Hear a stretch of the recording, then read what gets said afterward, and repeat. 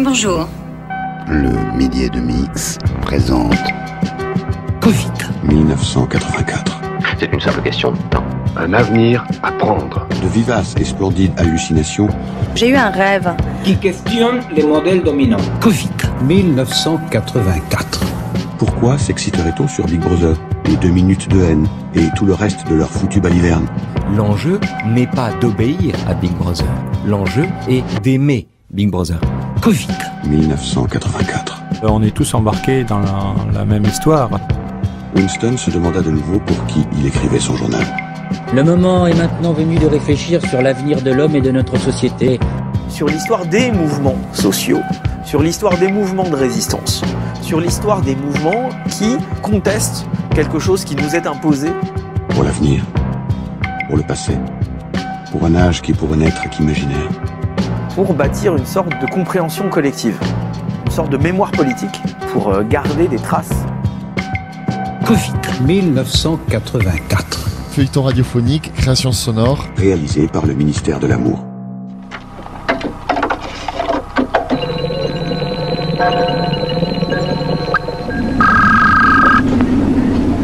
Nous allons commencer par évoquer une question qui sera peut-être d'actualité dans quelques dizaines d'années, autour des 2050. Épisode 16. Épilogue à rythme. Vous vous améliorez. Intellectuellement, il y a très peu de mal en vous. Ce n'est que par la sensibilité que vous n'avez pas progressé. Dites-moi, Winston, et attention, pas de mensonge. Vous savez que je puis toujours déceler un mensonge. Dites-moi, quels sont vos véritables sentiments à l'égard de Big Brother? Je le hais. Vous le haïssez. Bon. Le moment est donc venu pour vous de franchir le dernier pas. Il faut que vous aimiez Big Brother. Lui obéir n'est pas suffisant. Vous devez l'aimer. Il relâcha Winston et le poussa légèrement vers les gardes. Salle 101, dit-il. Julia, Julia. Come on, I'm talking to you. Come on. Julia, Julia. Shout, shout. Come on, I'm talking to you. Come on. Julia, Julia, Julia.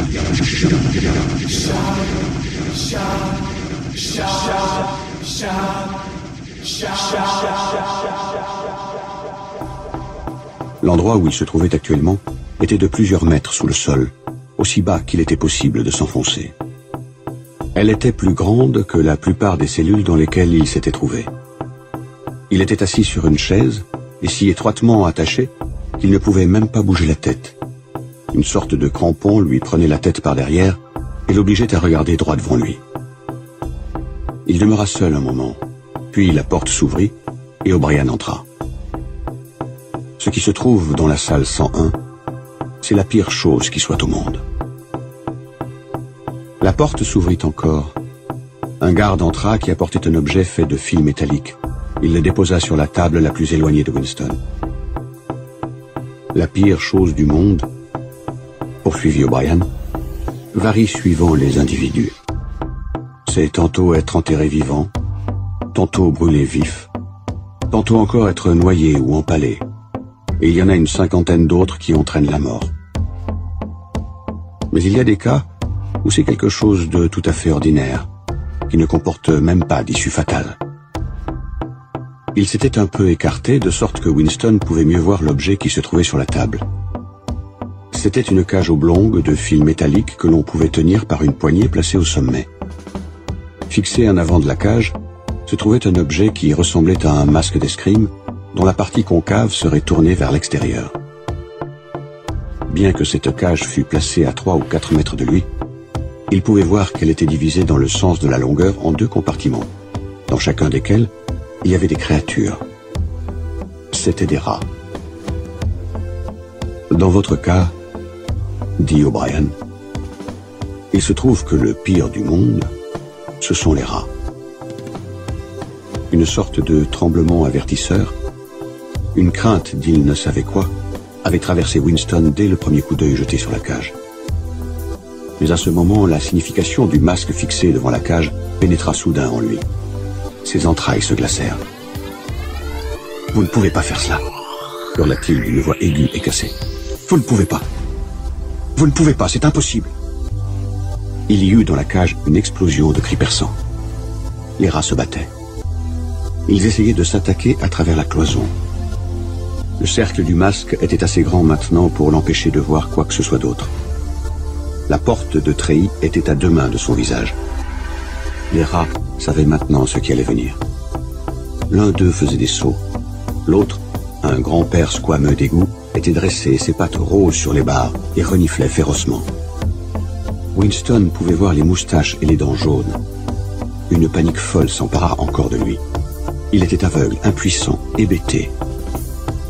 C'était une punition fréquente dans la Chine impériale, dit O'Brien plus didactique que jamais. Le masque se posait sur son visage. Le fil lui frotta la joue, puis... Non, ce n'était pas un soulagement. C'était seulement un espoir. Un tout petit bout d'espoir. Trop tard, peut-être. Trop tard. Mais il avait soudain compris que, dans le monde entier, il n'y avait qu'une personne sur qui il put transférer sa punition. Un seul corps qu'il put jeter entre les rats et lui. Il cria frénétiquement, à plusieurs reprises. « Faites-le à Julia. Faites-le à Julia, pas à moi. Julia, ce que vous lui faites m'est égal. Déchirez-lui le visage, épluchez-la jusqu'aux os. Pas moi. Julia, pas moi. » O'Brien était encore debout près de lui. Il sentait encore contre sa joue le contact froid du treillis. À travers l'obscurité qui l'enveloppait, il entendit un autre déclic métallique et comprit que la porte de la cage n'avait pas été ouverte, mais fermée.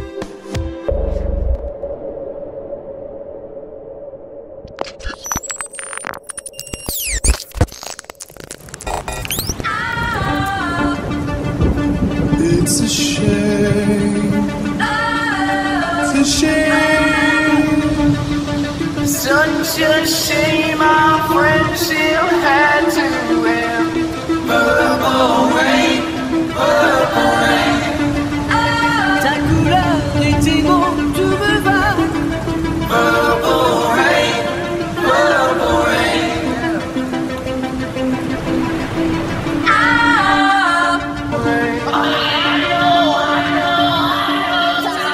Such a shame, number me with rage.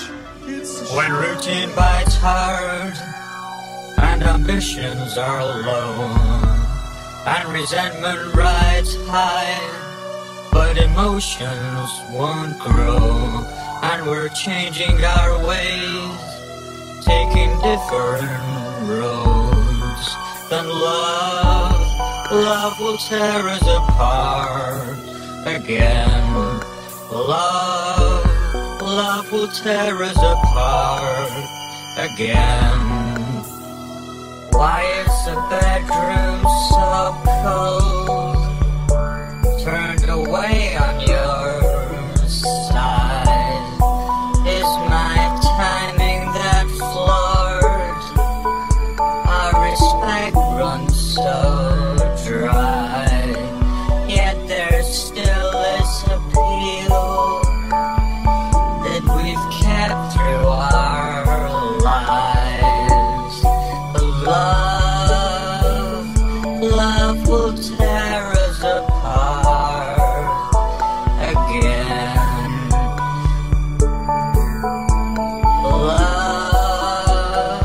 Love will tear us apart again.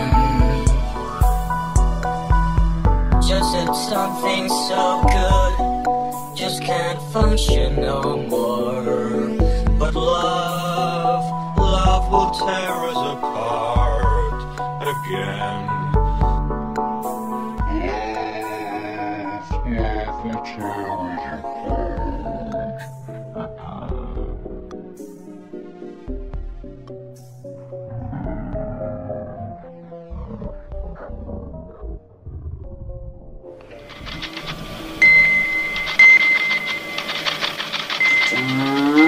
ça marche pas, ça me saoule. Ce ordi de merde et cette wifi de merde. Ah, c'est bon là. Putain, pourquoi ça coupe tout le temps là? Ça casse les couilles en vrai là. Ah! Qu'est-ce qui se passe? L'écriture est inversée. Tout est inversé. Passez-moi, monsieur Webb.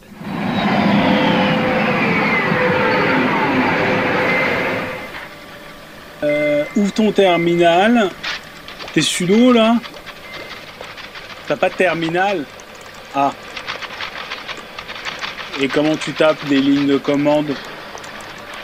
T'en tapes pas. Ok. T'es sur quelle version de Linux? Ah.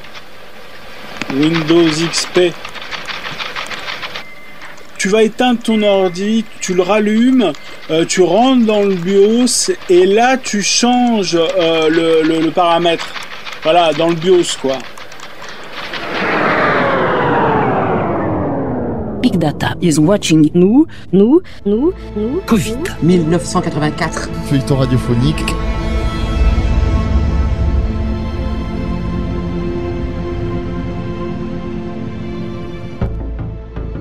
Le café du Châtaignier était presque vide. Un rayon de soleil oblique entrait par la fenêtre et dorait la surface des tables poussiéreuses. Il était 15 heures, l'heure solitaire. Une musique métallique s'écoulait des télécrans. Winston était assis dans son coin habituel, le regard fixé sur son verre vide. Winston écoutait le télécran. Il n'en sortait pour l'instant que de la musique. Mais il pouvait y avoir, d'un moment à l'autre, un bulletin spécial du ministère de la Paix. Il cessa de penser à la guerre. Il ne pouvait ces jours-là fixer son esprit sur un sujet que pendant quelques minutes. Il était devenu plus gras depuis qu'on l'avait relâché et avait retrouvé son teint. Un garçon, toujours sans avoir reçu d'ordre, voyant le verre de Winston vide, il apporta la bouteille de gin et le remplit. Il n'était pas nécessaire de donner des ordres. On connaissait ses habitudes. La table du coin lui était toujours réservée. Même quand le café était plein, il avait sa table pour lui seul, car personne ne se souciait d'être vu assis trop près de lui. Il ne prenait même pas la peine de compter ses consommations. Il possédait toujours maintenant beaucoup d'argent. Il occupait même un poste, une sinécure plus payée que ne l'avait été son ancien travail. La musique du télécran s'arrêta et une voix la remplaça. Winston leva la tête pour écouter. Pas de bulletin du front pourtant. Vous êtes prié d'écouter à 15h30 une importante déclaration. 15h30. Ce sont des nouvelles de la plus grande importance. Ayez soin de ne pas les manquer. 15h30. Fin de ce bulletin. Une étrange mixture de sentiments luttait en lui. Ses pensées s'égaraient de nouveau. Presque inconsciemment, il traça du doigt dans la poussière de la table 2 plus 2 égale 5.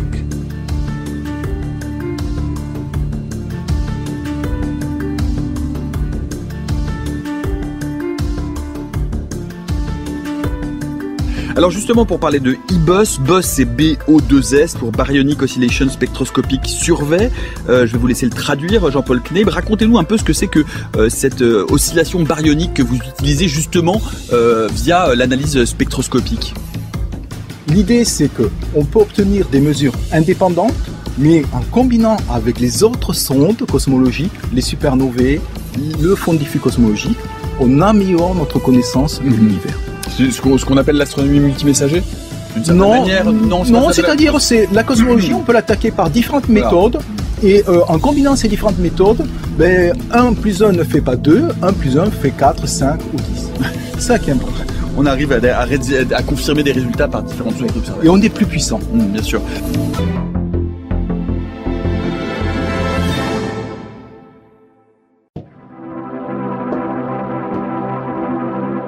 You will not be able to stay home, brother. You will not be able to plug in, turn on, and cop out. You will not be able to lose yourself on Skag and skip out for beer during commercials because the revolution will not be televised. See, a lot of times people see battles and skirmishes on TV and they say, aha, the revolution is being televised. Nah, the results of the revolution are being televised. The first revolution is when you change your mind about how you look at things and see that there might be another way to look at it that you have not been shown. What you see later on is the results of that, but the revolution, that change that takes place, will not be televised. It will not be brought to you by Xerox in 4 parts without commercial interruptions. It will not be brought to you by the Schaefer Award Theater or Miller Lite, starring Natalie Wood and Steve McQueen or Bullwinkle and Julia. The revolution will not be televised. Revolution will not be right back after a message about white lightning, white tornadoes, or white people. You will not have to worry about the dove in your bedroom, the tiger in your tank, or the giant in your toilet bowl. The revolution will not get rid of the nubs. The revolution will not make you look like you lost 5 pounds. The revolution will not be televised. There will be no pictures of you and Willie Mae pushing that shopping cart down the block on the dead run or trying to slide that color TV into a stolen ambulance. NBC will not be able to predict the winner at 8:32 on reports from 29 districts. The revolution will not be televised. The theme song will not be written by Jim Webb or Francis Scott Key, nor sung by Tom Jones, Glenn Campbell, Johnny Cash, or Engelbert Humperdinck, nor none of the other little Humperdinks, should there be any. The revolution will not go better with Coke. The revolution will put you in the driver's seat. The revolution will not be televised, and be no rerun, brothers and sisters. The revolution will be live.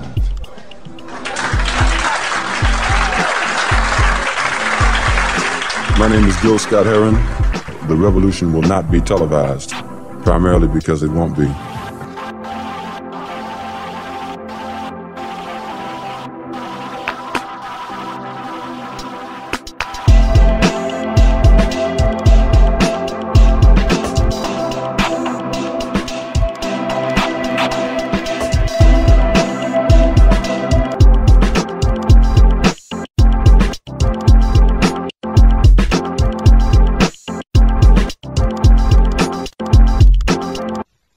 Il avait vu Julia, il lui avait parlé. Il n'y avait aucun danger à le faire.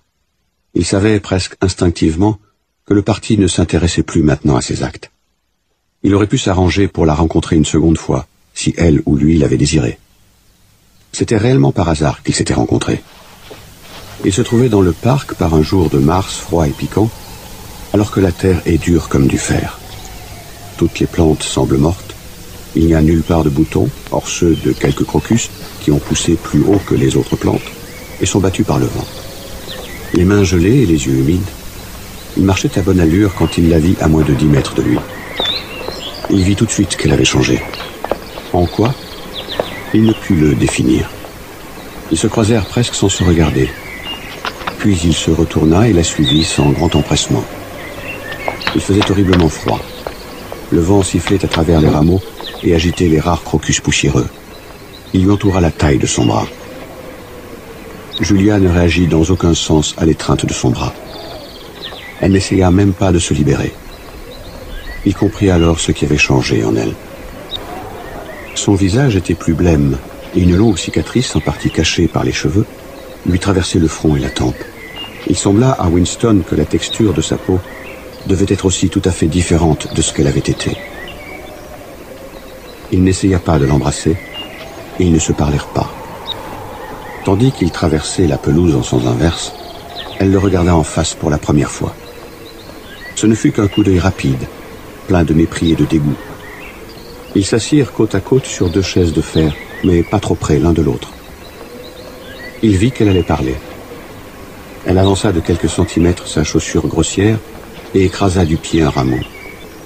Il remarqua que ses pieds semblaient s'être élargis. « Je vous ai trahi, » dit-elle méchamment. « Je vous ai trahi, » répéta-t-il. Elle lui jeta un autre rapide regard de dégoût. « Parfois, » dit-elle, « il vous menace de quelque chose. Quelque chose qu'on ne peut supporter, à quoi on ne peut même pas penser. Alors on dit, ne me le faites pas. Faites-le à quelqu'un d'autre. Faites-le à un tel. On pourrait peut-être prétendre ensuite que ce n'était qu'une ruse, qu'on ne l'a dit que pour faire cesser la torture, et qu'on ne le pensait pas réellement. Mais ce n'est pas vrai. Au moment où ça se passe, on le pense. On se dit qu'il n'y a pas d'autre moyen de se sauver, et l'on est absolument prêt à se sauver de cette façon. On veut que la chose arrive à l'autre. On se moque pas mal de ce que l'autre souffre. On ne pense qu'à soi. ne pense qu'à soi, répéta-t-il en écho. Après, on n'est plus le même envers l'autre. Non, dit-il. On n'est plus le même. Il n'y avait pas, semblait-il, autre chose à dire. Le vent plaquait contre leur corps leurs minces combinaisons. Ils furent tout de suite gênés de rester assis là, silencieux. En outre, il faisait trop froid pour demeurer immobile. Elle prétexta vaguement d'avoir à prendre le métro et se leva pour partir. « Nous nous reverrons, » dit-il. « Oui, » répondit-elle. « Nous nous reverrons. » Our future, our future, our future, our future, our future, our future, our future, future for me. Our future, no future for you. 'Cause I wanna be anarchy. No future, no future, no future for you.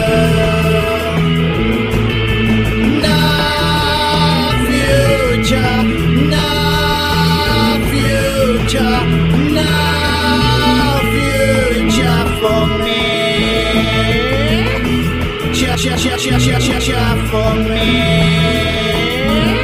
just for me.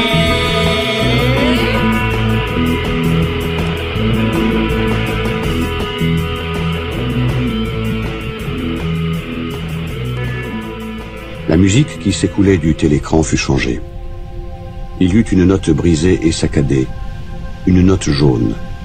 Et puis, mais peut-être n'était-ce pas réel, peut-être n'était-ce qu'un souvenir qui prenait la forme d'un son, une voix chanta. Sous le châtaignier qui s'étale, je t'ai vendu, tu m'as vendu. Des larmes lui montèrent aux yeux. Il prit son verre et le flaira. Le breuvage paraissait plus horrible à chaque gorgée. Mais il était devenu l'élément dans lequel il pouvait nager. C'était sa vie, sa mort, sa résurrection. De 15h à la fermeture, il était un pilier du châtaignier. Personne ne se souciait de ce qu'il faisait. Aucun coup de sifflet ne le réveillait. Aucun télécran ne le réprimandait. Parfois, peut-être 2 fois par semaine, il se rendait à un bureau poussiéreux et oublié du ministère de la Vérité et abattait un peu de travail, du moins ce que l'on appelait travail. Il avait été nommé au sous-comité d'une sous-commission et qui était né d'un des innombrables comités qui s'occupait des difficultés secondaires que l'on rencontrait dans la compilation de la 11e édition du dictionnaire novlangue. Il y avait au comité 4 autres employés semblables à Winston. Parfois, ils se rassemblaient, puis se séparaient promptement en s'avouant franchement qu'il n'y avait réellement rien à faire.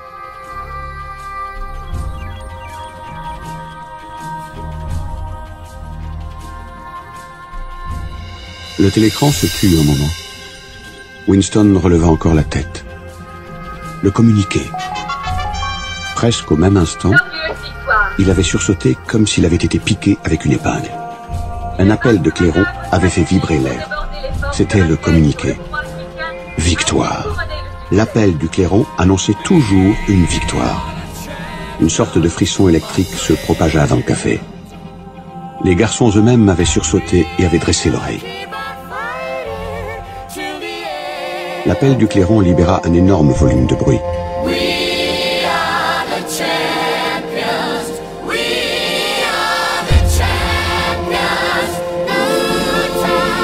La nouvelle s'était, comme par magie, propagée le long de toutes les rues.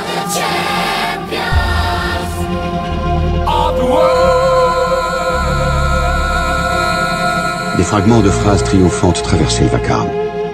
Vaste manœuvre stratégique, parfaite coordination, défaite complète, 1 demi-million de prisonniers, complète démoralisation, victoire. La plus grande victoire de l'histoire de l'humanité. Victoire, victoire, victoire. Les pieds de Winston sous la table s'agitaient convulsivement. Il n'avait pas bougé de son siège, mais en esprit il courait. Il courait de toutes ses forces. Il regarda encore le portrait de Big Brother, le colosse qui chevauchait le monde, le roc contre lequel les hordes asiatiques s'écrasaient elles-mêmes en vain. Il pensa que 10 minutes auparavant, oui, 10 minutes seulement, il y avait encore de l'équivoque dans son cœur, alors qu'il se demandait si les nouvelles du front annonceraient la victoire ou la défaite. Ah, c'était plus qu'une armée eurasienne qui avait péri. Depuis le premier jour passé au ministère de l'Amour, il avait beaucoup changé. Mais le changement final, indispensable, qui le guérirait, ne s'était jamais jusqu'alors produit. La voix du télécran déversait encore son histoire de prisonniers, de butin et de carnage. Mais le vacarme extérieur s'était un peu apaisé. Il ne courait ni n'applaudissait plus. Il était de retour au ministère de l'Amour. Tout était pardonné, et son âme était blanche comme neige. Il se voyait au banc des prévenus. Il confessait tout. Il accusait tout le monde. Il regarda l'énorme face. Il lui avait fallu 40 ans pour savoir quelle sorte de sourire se cachait sous la moustache noire. Oh, cruelle, inutile incompréhension. Obstiné, volontairement exilé de la poitrine aimante. 2 larmes empestées de gin lui coulèrent de chaque côté du nez. Mais il allait bien. Tout allait bien. La lutte était terminée. Il avait remporté la victoire sur lui-même. Il aimait Big Brother.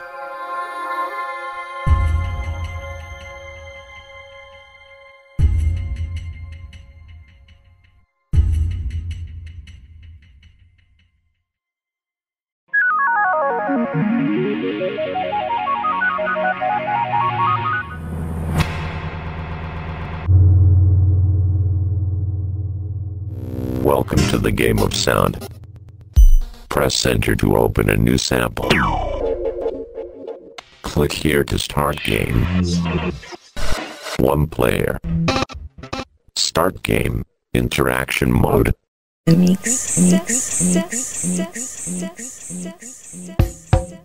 Nous sommes à l'âge du cyberespace. Il possède lui aussi son propre régulateur qui lui aussi menace les libertés. Mais qu'il s'agisse d'une autorisation qu'il nous concède ou d'une conquête qu'on lui arrache, nous sommes tellement obnubilés par l'idée que la liberté est intimement liée à celle de gouvernement que nous ne voyons pas la régulation qui s'opère dans ce nouvel espace, ni la menace qu'elle fait peser sur les libertés. Ce régulateur, c'est le code, le logiciel et le matériel qui font du cyberespace ce qu'il est. Ce code, ou cette architecture, définit la manière dont nous vivons le cyberespace. Il détermine s'il est facile ou non de protéger sa vie privée ou de censurer la parole. Il détermine si l'accès à l'information est global ou sectorisé. Il a un impact sur qui peut voir quoi ou sur ce qui est surveillé. Lorsqu'on commence à comprendre la nature de ce code, on se rend compte que d'une myriade de manières, le code du cyberespace régule. Laurence Lessing, extrait de Code is Law. Je remercie Framasoft pour leur excellente traduction de ce texte et je t'invite à lire la suite. Le lien est sur la page de l'émission cpu.pn.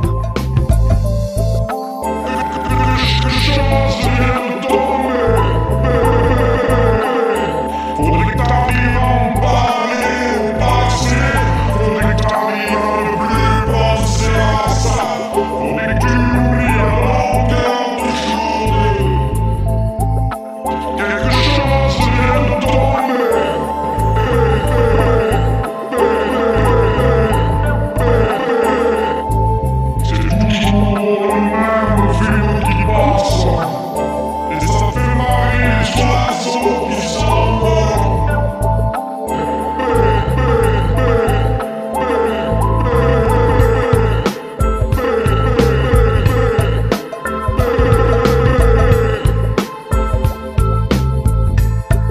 Depuis 2001 et l'usage avoué de la puissance informatique pour espionner les méchants, l'ordinateur n'est plus neutre dans nos responsabilités et l'informatique a perdu son innocence qui l'a caractérisée jusque-là. Dans les années 1910, la Première Guerre mondiale a sonné la fin de l'innocence de la chimie avec le gaz moutarde. Dans les années 1940, la Seconde Guerre mondiale a sonné la fin de l'innocence de la physique avec la bombe atomique. Dans les années 2000, la guerre contre le terrorisme a sonné la fin de l'innocence de l'informatique avec l'espionnage d'Internet et les drones tueurs. Mais au-delà des technologies tueuses, on voit les effets malsains des logiciels contre-éthiques tous les jours. Le plus dur étant de déterminer comment empêcher ces usages.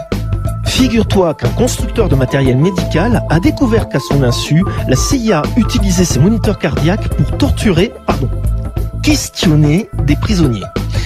Imagine le vague à l'âme pour les ingénieurs en l'apprenant. Le concurrent chinois, lui, s'en fiche complètement quand il a fourni l'armée chinoise, par ailleurs son actionnaire principal, laquelle s'en sert aussi pour poser quelques questions à des opposants politiques, des délinquants qui ont été ramassés grâce à la reconnaissance faciale des caméras de surveillance.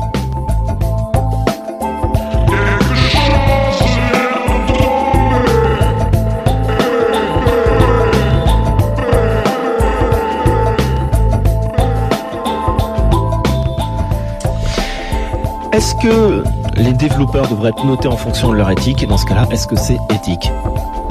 Regarde le crédit social chinois, on note les gens et en fonction de leurs notes, ils ont le droit d'avoir un visa ou d'acheter des trucs ou d'avoir une place premium dans un avion ou voilà. Est-ce que c'est éthique de faire ça ou pas? Je vous pose la question, je pense que il y a probablement des populations en Chine qui répondront différemment.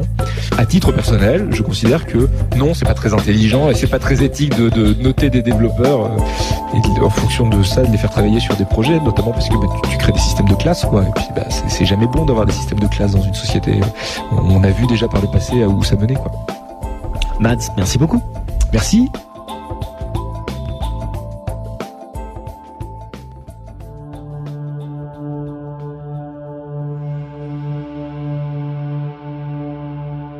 Je pense que il faut envisager l'informatique comme un ensemble de règles de réécriture de ces signes et qui, ce faisant, les démultiplie en permanence, à l'infini.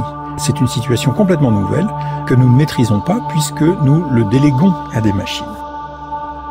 Les conférences Macy's ont joué un rôle tout à fait capital dans la constitution de ce qu'on a appelé la cybernétique. Et dans cybernétique, il y a bien l'idée de gouvernement. Après la Deuxième Guerre mondiale, on a eu l'idée que finalement, ça marchait pas si bien que ça, qu'on arrivait à des formes de violence qui étaient globalisées et terribles, et qu'il fallait faire autrement. Et l'idée de la cybernétique en est née. Jusqu'à présent, quand on écrivait des signes, on écrivait des textes, et ces textes renvoyaient à une parole collectivement partagée. Aujourd'hui, les signes informatiques ne sont pas là pour être lus, pour être parlés, et donc pour être discutés ensemble. Ils sont directement agissants. Ça, c'est quelque chose d'absolument nouveau. Le fait que, finalement, nous n'ayons plus aucune interaction, sauf les interactions les plus basiques de personne à personne par la langue, nous n'avons plus aucune interaction qui ne soit pas médiatisée par de l'informatique, c'est-à-dire par des signes écrits que nous ne maîtrisons pas. La lecture s'est automatisée grâce à l'alphabet grec. Tout le monde en fait l'expérience. Si vous êtes fatigué un soir et que vous lisez une page, au bout de votre page, vous dites « Ah ben tiens, j'ai en fait rien compris, mais je l'ai lu ». C'est-à-dire que l'automatisation est devenue absolument totale. Ce qui se produit aujourd'hui avec l'informatique, c'est que ça n'est pas la lecture qui s'automatise, c'est l'écriture. Il y a une écriture automatique qui ne dépend plus de nous et qui dépend des machines. Le deuxième point à dire, c'est que on vit en fait ce moment de la délégation aux machines. C'est qu'on est tenu de s'en remettre à des algorithmes pour faire fonctionner des rapports sociaux. Et donc on dépend dans nos interactions sociales d'un groupe social particulier que dans l'Antiquité on appelait les scribes et qu'aujourd'hui on appelle informaticiens. C'est-à-dire que quand on écrivait jusqu'à présent, on écrivait avec une plume d'oie, un stylo, avec un engagement corporel, et c'est précisément ça qui disparaît. Il y a cette continuité entre la pensée et ce que j'écris. Voilà. cette nouvelle façon de travailler les signes fait qu'on ne peut pas s'en passer non plus. C'est pour ça qu'elle est si profonde et qu'elle touche à ce que Cassirer appelait des formes symboliques, c'est-à-dire véritablement un certain nombre de réalités symboliques qui ne peuvent pas être remplacées et que l'on voit pourtant bouger sous nos yeux une espèce de reconfiguration de ces formes symboliques extrêmement primitives, très profondes, qui portent sur la capacité même de construire des rapports sociaux, en particulier grâce à des signes, et tout ça se trouve modifié d'un coup.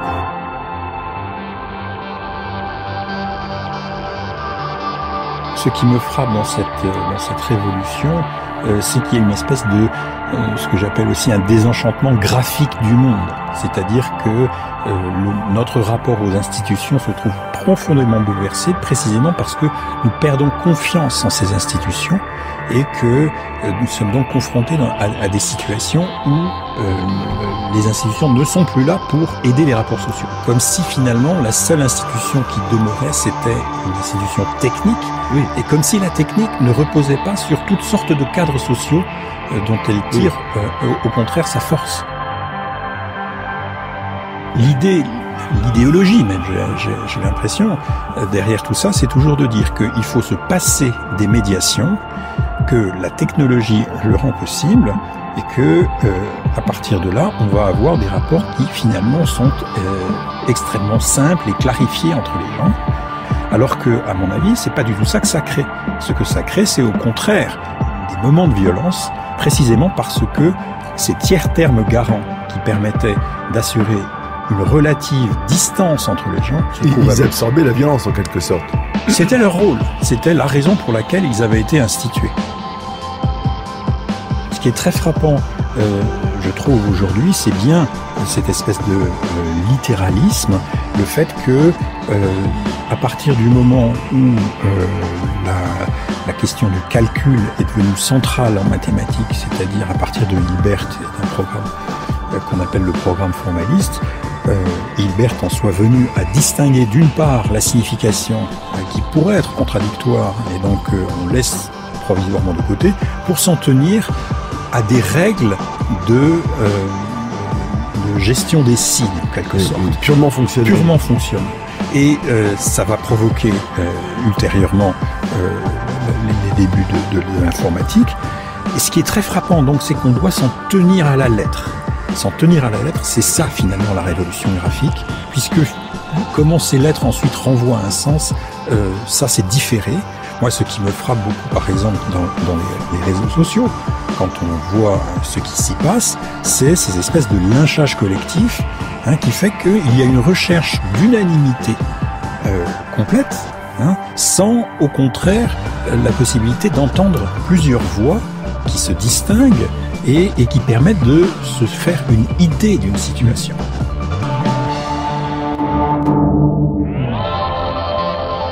Je crois que il faut réussir d'abord à s'habituer au numérique et deuxièmement à avoir de nouvelles sortes d'hybridation. C'est-à-dire que dans un domaine particulier, il faut qu'il y ait à la fois des spécialistes de ce domaine et des informaticiens.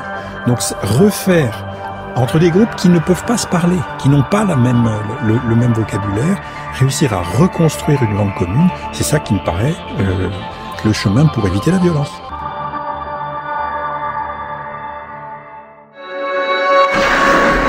Bienvenue au centre d'entraînement du mode match à mort.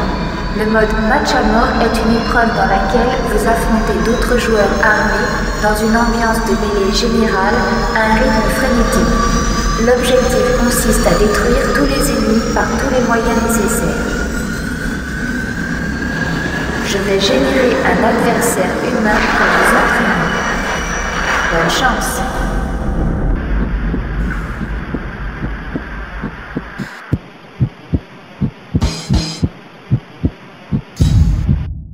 Qu'est-ce qui nous garantit que ces données ne peuvent pas être piratées ? Ce qui garantit, c'est qu'on utilise la technologie Bluetooth qui repose sur des clés de cryptage sur chaque téléphone. C'est-à-dire chaque téléphone est doté d'un numéro Bluetooth qui est crypté.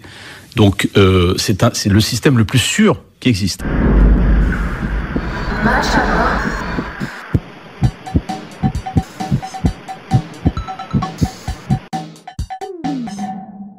de plus, au niveau de la sécurité, on va demander à tout le monde d'ouvrir son Bluetooth, et ouvrir son Bluetooth, ça va ouvrir une nouvelle surface d'attaque. Et on a vu encore très récemment qu'il y avait une faille de sécurité très critique sur le Bluetooth, qui est très grave.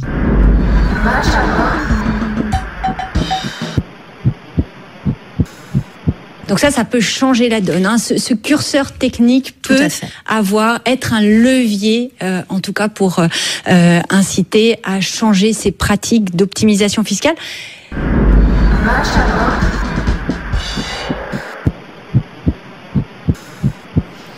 Autre sujet lié indirectement à celui-ci, Apple et Google qui répercutent, a-t-on appris, Emmanuel Paquette, cette semaine, la taxe GAFA sur les annonceurs et les développeurs d'applications, notamment mobiles ou téléphones mobiles.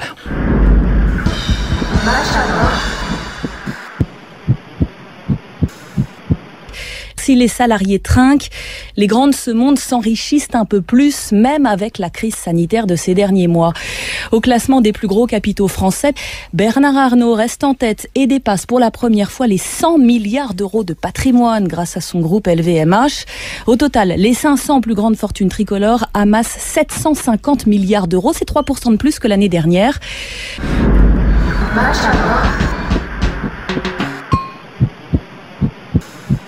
Et vous souhaiteriez qu'elles fassent quoi, ces entreprises, alors ?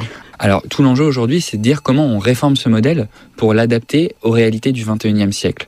Pour prendre un exemple très concret, dans le cadre du plan de relance, l'État propose une baisse de 20 milliards des impôts de production. Cette baisse, elle va principalement profiter au secteur polluant, donc au secteur des hydrocarbures, au secteur de la finance, qui ne sont pas des secteurs qui ont particulièrement souffert pendant la crise. Et il y a 25% de cette baisse qui va être captée, notamment par les grandes entreprises. Donc aujourd'hui, il faut conditionner ces aides pour transformer en profondeur le modèle économique des grandes entreprises. On a bien compris. Merci Quentin Parinello. Et 31 degrés, c'est la fin de ce journal. Il était réalisé par Nicolas Paumet de la rédaction.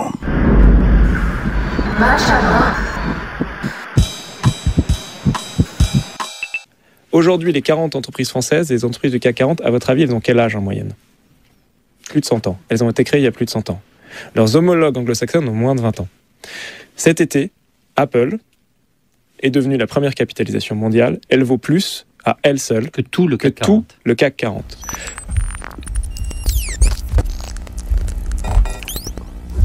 Je sais pas. Qu'est-ce que tu veux ? Ah ben je sais pas, si c'est à toi de me dire. Moi je connais pas le texte, c'est à toi de me dire si tu veux que je pose une question sur un sujet. Non, je suis à peu près arrivé 5 minutes. Voilà, tac, qu'est-ce que tu pourras poser comme question ? Tout ça, tu coupes au montage, ça j'ai bien compris. Oui.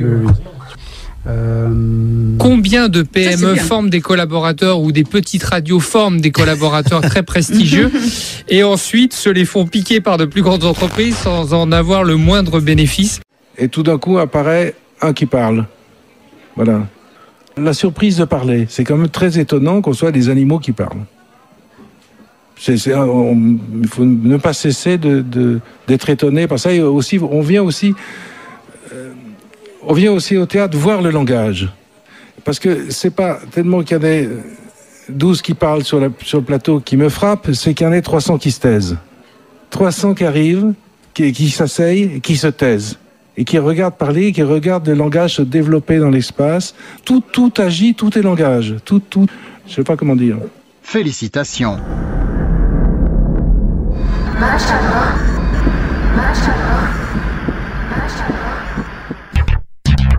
The game of sound. Game over. Covid. 1984. Feuilleton radiophonique.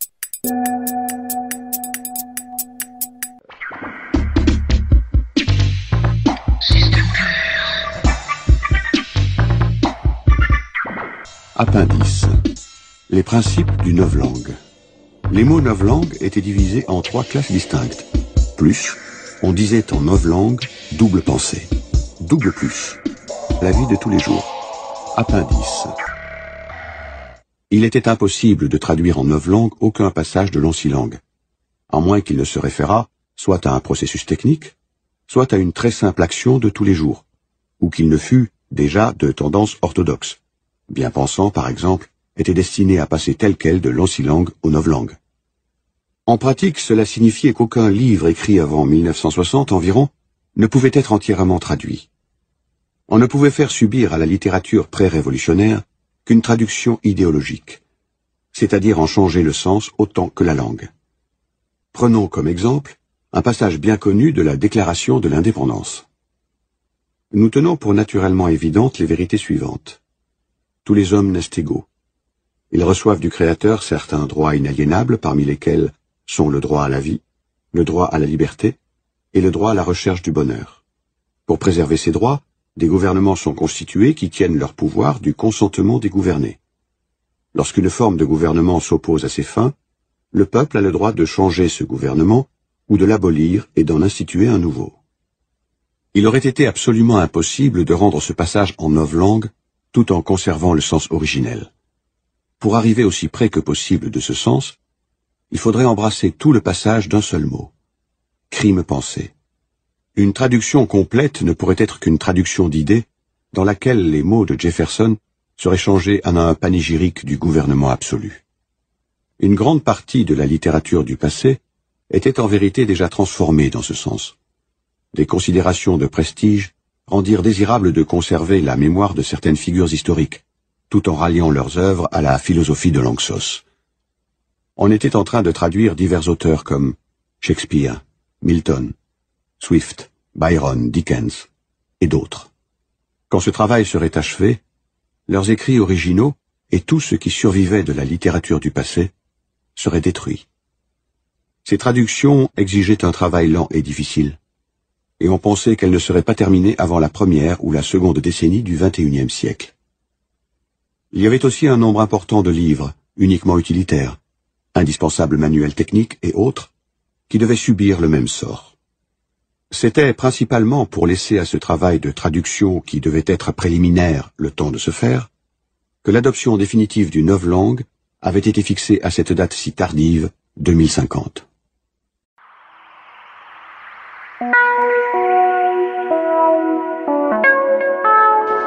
Avez-vous vu la 10e édition du dictionnaire de novlangue? Le plus gros problème, calquer la langue au rythme du progrès scientifique. Du dictionnaire Smith, quelle belle chose que la destruction des mots. Le dictionnaire. Des mots. La littérature. Réfléchissons. Moi, je vais vous dire, c'est l'énigme.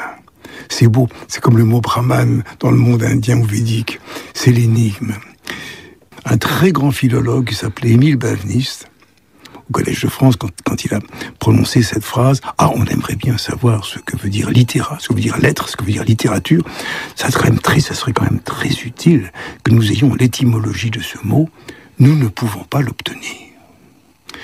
Le mot littérature est sans origine attestée. Le dictionnaire. Des mots.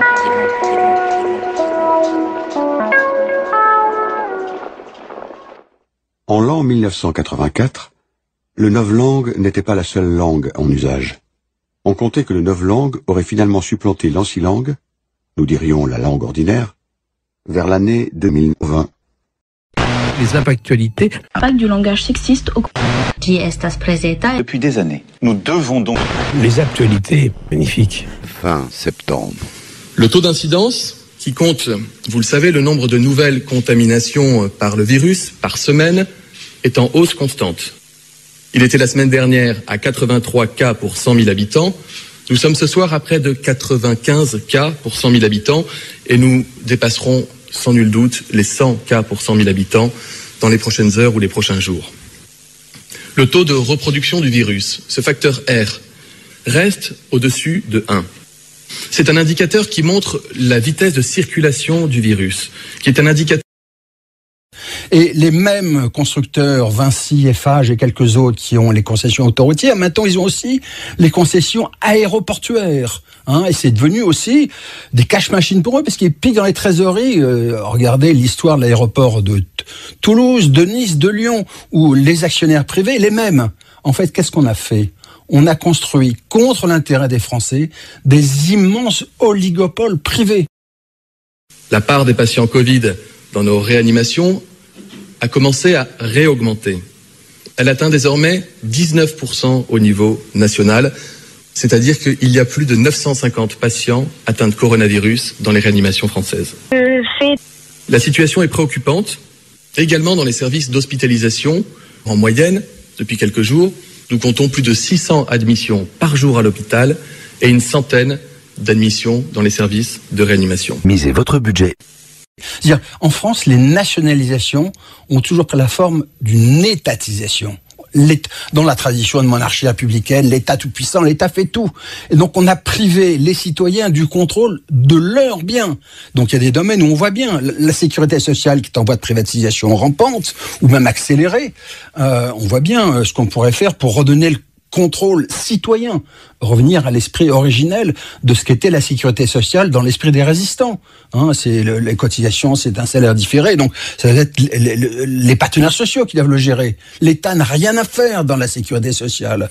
Dans la presse, on voit bien ce qu'on pourrait faire. Pardon de parler de ma petite maison, Mediapart, on a inventé un journal sans actionnaire, propriété d'un organisme non lucratif. Et donc, du coup, ça fait réfléchir à Libération ou au Monde. Nous devons protéger nos hôpitaux, nous devons protéger nos services de réanimation, nous devons protéger les Français. Sans du même groupe. Fracas dub sunjun per calcun que connaissait si c'est des costumiers des radios qui Lou Martellus, Lou Camille Martel, aka Yellow Spliff, Yellow donc ce qui tournomena Lucio Flo et Lucio Biais des menalo rap pla comocal, lo pudem veir amba quel tros un test tout soulette, lo tros que c'est ce cotarandar qui s'est dit MC pédagogique. Et vous allez avoir un tableau qui va vous être présenté et qui l'illustre. Il faut donc pour chaque territoire prendre des mesures adaptées, suivre la vie économique, la vie culturelle, la vie sociale. Un discours pédagogique et de réglementer les événements et activités dont on sait qu'ils sont particulièrement propices. On peut voir, je vous recommande ce film-là parce que ça permet de décrypter qu'est-ce qui se cache comme philosophie derrière le néolibéralisme. Donc c'est un film qui a été adapté par King Vidor avec le prestigieux acteur Gary Cooper qui s'appelle Le Rebelle. Ça permet de pas lire Ayn Rand, mais enfin bon. Alors Donald Trump dit lui-même que son livre préféré c'est La source vive. Où le virus circule peu, en zone rouge, où il circule activement, c'est-à-dire où l'on constate un taux d'incidence supérieur à 50 nouveaux cas pour 100 000 habitants. Aujourd'hui, 69 départements ont franchi ce seuil, soit environ 7 sur 10. Ces mesures, elles sont décidées toutes les semaines et elles sont décidées pour une période de 15 jours. Connard de cette semaine, on le disait déjà la semaine dernière, mais encore une fois, tous les forceurs, tous les pointeurs, tous les fils de pute qui venaient casser les couilles aux filles au quotidien, qui les faites chier dans les transports en commun, à l'école, dans le travail, peu importe, dans la rue, n'importe où, allez tous vous faire enculer et qu'on vous prenne pas en flagrant délit. Seule une disposition est désormais et sera désormais imposée à tous ces départements rouges. Les fêtes, les mariages, les tombolas, les événements associatifs, les anniversaires, les communions devront se tenir à moins de 30 personnes. Il faut absolument voir le vaccin contre la pandémie comme un bien public global, comme un vaccin des peuples. Il faut absolument, et nous avons une initiative dirigée par l'Organisation mondiale de la santé, le COVAX, qui vise une mobilisation de la communauté internationale pour qu'il y ait un vaccin accessible à tout le monde, et du point de vue physique et du point de vue, je dirais, monétaire. En même temps, nous avons des initiatives isolées de pays qui essaient d'avoir des contrats avec des fabricants pour garantir que leur population puisse avoir des vaccins, même si les autres n'auront pas cette possibilité.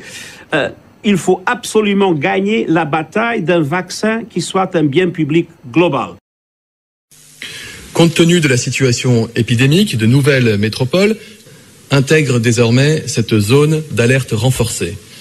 Il s'agit des métropoles de Lille, de Toulouse, de Saint-Étienne, de Rennes, Paris ainsi que les départements de la Petite Couronne, Rouen, Grenoble et Montpellier. Les mesures qui s'appliqueront à compter de samedi et à l'issue d'une concertation entre le préfet et les élus locaux sont les suivantes. Abaissement de la jauge des rassemblements à 1000 personnes. Interdiction des grands événements déclarés, comme les fêtes locales ou les fêtes étudiantes. Interdiction des rassemblements de plus de 10 personnes dans l'espace public, tels que plages, parcs. Fermeture anticipée des bars. En tout état de cause, les bars ne pourront pas rester ouverts au-delà de 22 heures dans l'ensemble de ces territoires. L'évidence, c'est de penser à une forme de taxe Covid qui, d'une façon ou d'une autre, puisse affecter les entreprises et les personnes qui ont énormément gagné d'argent pendant cette période. Il s'agit d'un niveau qui met, dès lors qu'on l'atteint, fortement en tension notre système sanitaire. On a l'impression de revenir subitement en arrière et de... Passage en alerte maximale, la Guadeloupe et la métropole d'Aix-Marseille. Alors, mais ce que j'ai été étonnée de voir que ce qui n'était pas promu du tout dans toutes ces discussions de bilan public mondial, c'était une donation de la part des fabricants de vaccins. Parce que je me souviens très bien quand il y avait eu la pandémie de grippe H1N1 en 2009-2010, en fait, l'OMS, où j'étais à ce moment-là, avait négocié avec les producteurs de vaccins la donation de 10% de leur production en temps réel, qui était donc une contribution, leur contribution. Tous, légère baisse du nombre de contaminations Covid-19 par jour en France. Près de 14 500 cas confirmés en 24 heures, 40 morts de plus. Ce sont les derniers chiffres du ministère de la Santé. L'Organisation mondiale de la santé redoute 2 millions de morts si les mesures ne sont pas plus contraignantes et si un vaccin n'est pas rapidement élaboré. Gratuit. La pandémie a déjà fait plus d'1 million de morts à travers le monde, 32 millions de cas de contamination. Notre langue. Nous y croyons. Mathias Sénard, vous y croyez comme j'y crois. On croit que quand on dit « je », nous sommes nous-mêmes, ce qui est faux. On croit que le français a du sens, ce qui est faux. On oublie que le français a été volé au latin, qui a été volé au grec, qui a été volé au sanskrit. On oublie toutes ces déprédations continuelles et nous y précipitons. Bref, nous ne sommes rien. Nous sommes des voleurs, nous sommes illégitimes. Et ça, c'est profondément vrai et c'est profondément beau. Parce que l'histoire n'est pas close. On fait pour qu'elle ne soit pas close. Et en fait, les histoires, y compris les histoires closes, continuent de toute façon à résonner encore dans notre esprit. Et surtout, quand une histoire n'est pas close, eh bien, il y a l'attente de quelque chose qui va suivre. Et en réalité, souvent, nous aimerions que l'histoire ne finisse jamais. On ne peut pas aller plus loin. L'essentiel est, Peter Brook, comme on vient de dire sur l'avantage de ce moment de confinement, de chercher à enlever tout ce qui nous empêche d'avoir un espace vide. Parce qu'un espace vide est là où résonne le silence. Et mon tout dernier playing by ear, en français, à l'écoute. Il faut être et renouveler tout le temps l'écoute. Mais on peut si facilement se perdre de 1000 manières différentes et l'écoute est de moins en moins vivant. Et ça revient et puis, ouf, cet espace vide de l'écoute est bloqué. Et aujourd'hui, on se demande pourquoi. Faites silence. Il y a des gens qui voudraient connaître la suite.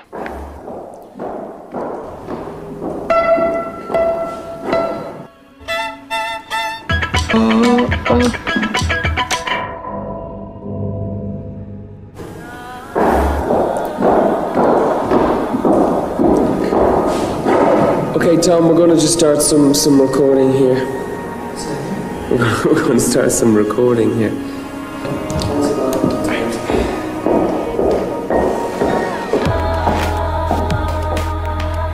You know, you can come to the microphone with finished words and a finished melody, and that's all you'll have when it's recorded. Finished words and a finished melody. There was a nice verse in there, a new melody.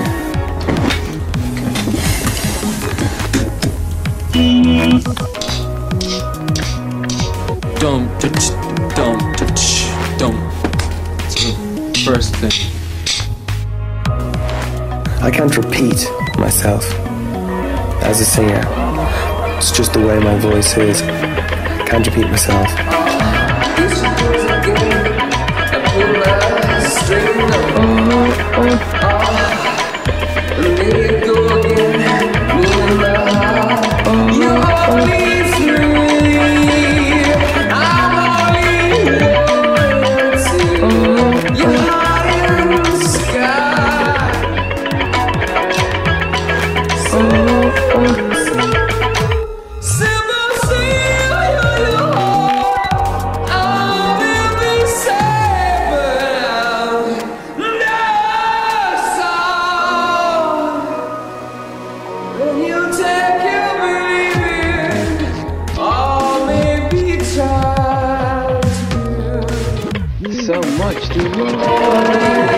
My first impression of U2 and my lasting impression of U2. The music was a result of those four people. It was those four people. So much to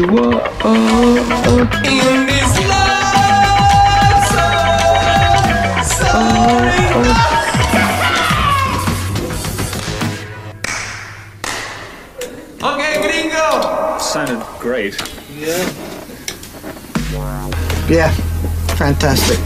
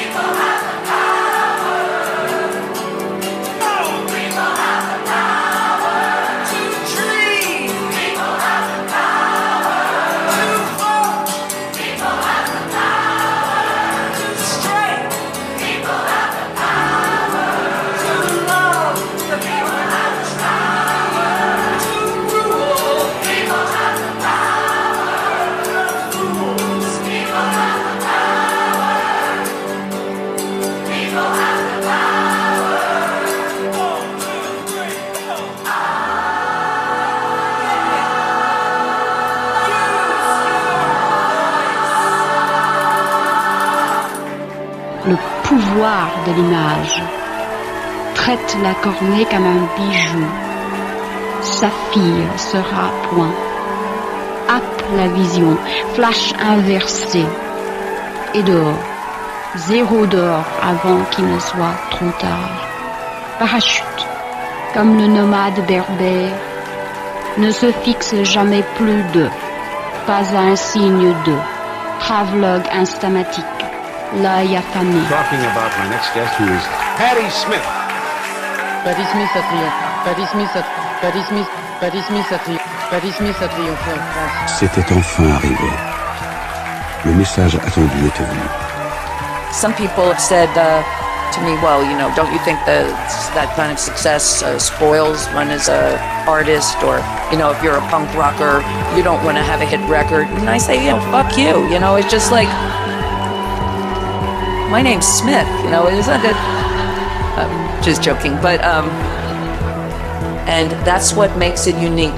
It's unique because the people, it is a time of the people, because technology has really democratized self-expression. Instead of a handful of people making their own records or writing their own songs, everybody can write them. Everyone can post a poem on the internet and have people read it. Everyone has access, an access that they've never had before. There is possibilities for global striking. There's possibilities for bringing down these corporations and governments who think they rule the world because we can unite as one people through technology. We're all still figuring it out and what power we actually have, but the people still do have the power more than ever. And I think right now we're going through this painful sort of like adolescence again, what do we do with this technology? What do we do with our world? Who are we? But it also makes it exciting. You know, all the young people right now, the new generations, they're pioneers in a new time. So just, I say, stay strong, try to have fun, but stay clean, stay healthy, because, you know, you have a lot of challenges ahead, and be happy. On peut le faire. On ne doit pas laisser passer une chance. Un risque n'est qu'un risque. Patti Smith.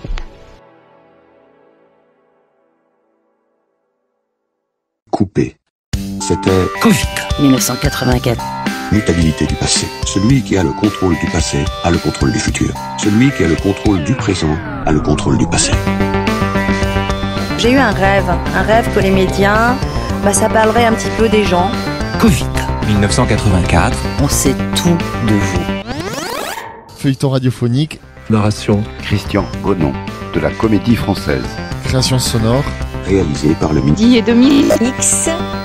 Ce feuilleton est respectueusement dédié à l'héroïsme des résistants, passé, présent et à venir. 1, 9, 8, 4. Since 1984. Que là, c'était vraiment le point où on ne peut pas aller plus loin. Voilà, le roman est fini. Hasta la vista, baby. Au revoir, frère.